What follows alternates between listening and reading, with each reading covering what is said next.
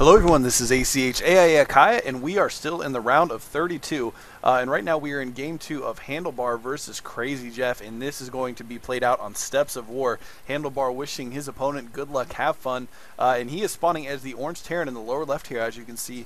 In the upper right, we do see Crazyjeff has spawned as the green Zerg, and actually Crazyjeff sending out a very early Zergling. I'm not sure if he's actually going to try to do some kind of a cheese. I have seen players do a sunken rush with a hidden hatchery, but that is very unusual. But maybe he's doing something like that. Maybe he's just doing a super early scout to keep an eye out for any kind of cheese from the Terran player. But we'll see exactly what's going to happen here in a second. It looks like he is going to get that drone up in here, obviously way before that wall in is finished, as the first supply depot just now going down for Handlebar. But it looks like Crazyjeff is just going to scout in the main for some reason, and he has all his rally points set up already to continue scouting in an SCV chasing that drone. So even if that drone does try to hide somewhere in the map, so that, or I'm sorry, in the Terran player's base, so that he can build a hatchery, he is not going to be able to do that because of course it will be scouted by the SCV that's following him. Although it looks like it is breaking off here, going to go to the front of the base and try to complete this wall off with the barracks going down, and then he is moving an SCV out to scout here as well. Meanwhile, the drone is going to continue to scout. And back at the Zerg player's base, still macroing up some drones right now. So we'll see exactly what kind of strategy unfolds here in a second. Like I said, I had anticipated possibly seeing a sunken rush with a hatchery up in the corner of the base here.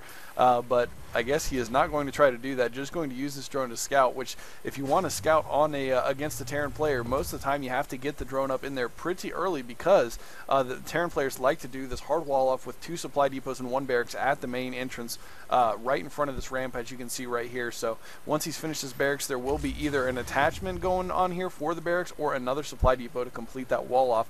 But it looks like he is building a couple of Marines, so we may see a wall off instead. Meanwhile, the Zerg player does have his spawning pool going down right now.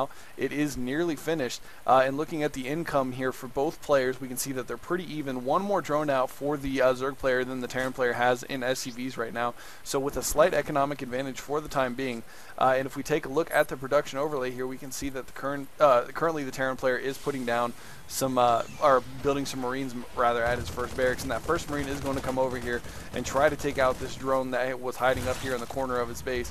But he does have another barracks going down up in the corner here. I'm not sure why the placement is so far over to the side here, but looks like he is going to be putting on Tech Lab to his first barracks, so he will have the ability to build Marines and Reapers out of there very shortly. And there is one Overlord out here in the front of the Terran player's base. He's actually going to have to be careful with that, because if the Terran player sees that and decides he wants to go for it, which it looks like he can see it right now, that Terran player will be able to move out there and take down that Overlord very easily with the help of 2 Marines. Although at this point it doesn't look like he is interested in taking that out, so going to stay in his base for the time being.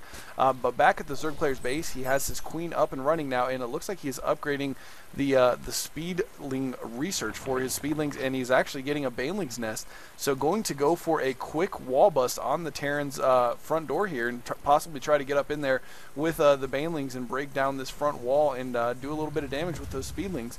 We can see he does have a reactor going on his second barracks here, so going to have the capability to produce Marines 2 at a time, and he has both refineries up and running right now.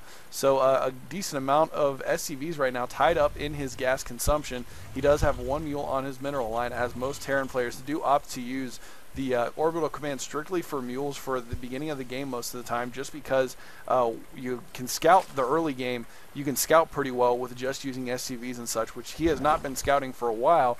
So at this point he is going to be a little bit behind, and I don't believe that he is aware that this baneling nest is up and running. So he may not be prepared to defend against this wall break that it looks like the Zerg player is going for. Although with all these Marines behind the supply depot, he might be able to pick off most of the banelings before they get up there and actually prevent him from getting in. Although it looks like the Terran player is going to move out right now with his 6 Marines. I'm not sure if he's going to just try to take out the Overlord, or if he's actually going to make a push on the map. But this first Overlord going to go down here very easily to these 6 Marines. And if they actually move out, they may be able to take out the second Overlord as well. But no, they are going to back out and go into his base again. But losing that one Overlord did supply block the Zerg player again. You can see right now 33 of 26 due to the amount of Zerglings that he has on the map right now. But he does have his early expansion going up, although not super early. His second hatchery much earlier than the Terran player is getting a command center. And it looks like he is going to move out across the map with these speedlings right now. And as you can see, the speed upgrade has finished. There is one Reaper building for the Terran player, and it looks like he is researching the attack upgrade for ranged units, and he's also getting stim pack right now. So it looks like he is going to be sticking with the infantry for a majority of the game, or at least to start off into this mid game, and the first Reaper coming out here right now as well. Not sure exactly what the Reaper is going to be used for, since Reapers are very, very weak against the Zerglings because of the speed that they have. Oh, and most of these Banelings going down before they get up there, but it looks like they are going to be able to break down that supply depot entrance. And the last Baneling actually moving up and taking out this tech lab rather than trying to go up into the Marine ball, which that, if he could have actually gotten it up into this ball of Marines and exploded on them, then that would have been a very significant amount of damage, because Banelings are extremely potent against those light infantry units such as the Marines. But going back to Crazyjeff's base, he's got a lot of saturation on his main base mineral line, and his expansion is up and running, although he does not have any drones at it right now, strictly just producing some Zerglings out of it. And it looks like we're going to see the Terran player move out across the map here with these Marines. He's got 14 Marines right now, which is a decent sized army, and with Stimpack already researched, he may be able to do some damage here, although with no medevacs overhead, if the Zerg player can get us around with that speed upgrade with those Zerglings, he is going to be able to take these Marines down pretty easily. You can see there right away though, those Zerglings are already taking a beating from those Marines, and he is immediately going to go for this hatchery. But the Zerg player coming out with these Lings and taking down a lot of Marines. Unfortunately, it wasn't quite enough to take them down. Still 8 Marines, although most of them are pretty low on health.